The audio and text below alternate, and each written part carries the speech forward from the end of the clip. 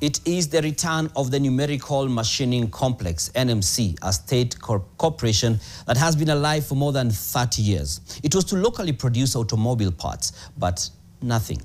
Tonight on the Money, we look into the NMC.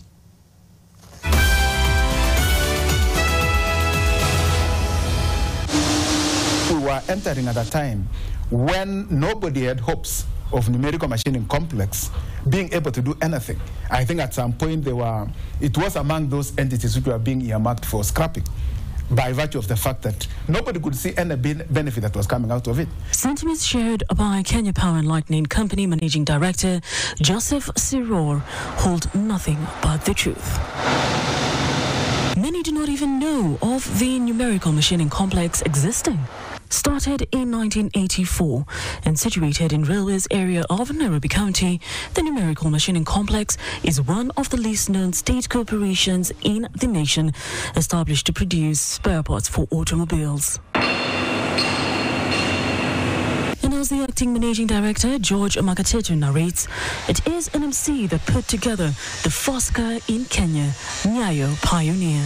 NMC was originally a motor vehicle manufacturing company. And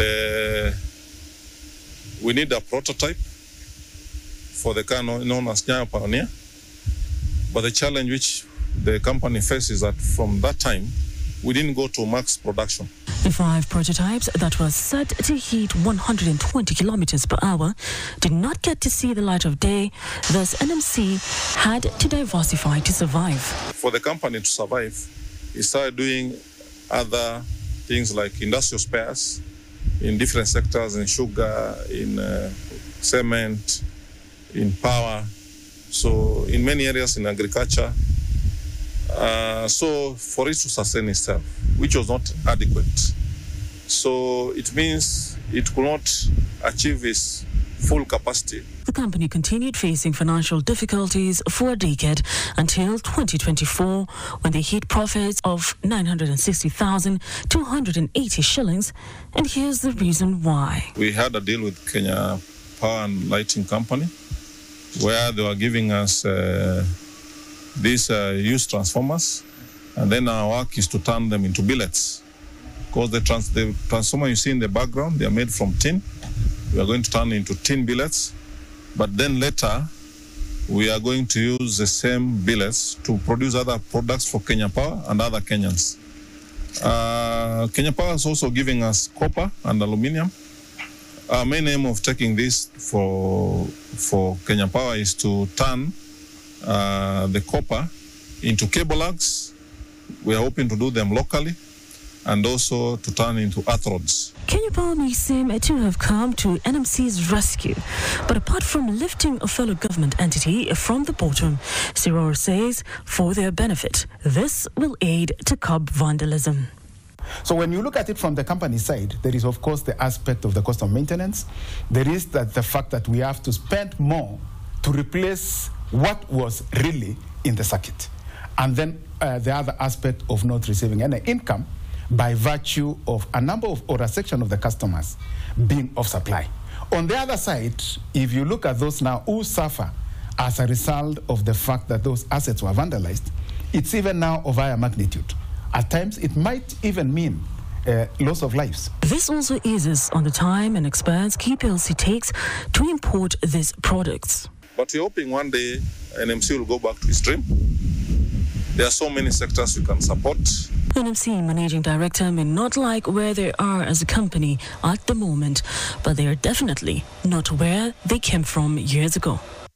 NMC is now involved in the production of hydraulic press, automotive products, bevel gears, which they sell to Kenya Airways, brake pads, water pumps, cement grinding media balls, to mention but a few. Kenya Power is their #1 customer, controlling 80% of their business. We gave them orders worth 800 million, and that brought a major change in numerical machining.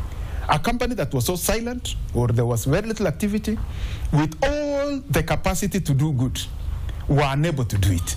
There is light at the end of the tunnel, after all, as the Numerical Machining Complex wins partner business confidence. So first of all, we chose it because of transparency. I mean, it's above board. we give them all our scrap, the shells and everything, and then they use them to turn into products that we can use. And indeed, this was very mutually beneficial. This year, we might make better profit because you can see there's additional engagement in terms of used copper, used aluminium, and used transformers. Plus also they are giving us more work on transmission parts. And we are hoping in the course of time, we'll have more collaboration with them. And also other players who will come on board. What of the dream to have Nyayo pioneer on Kenyan roads? Maybe not immediately. Maybe medium-term plans to long-term. Because we have to develop differently. Things have now changed. You know, it's 30 years. 30 years ago, we didn't have this push towards electric vehicles and hybrid. Now we have to, if you have to move that way, we have to think on those lines also. Nina Shaban, NTV.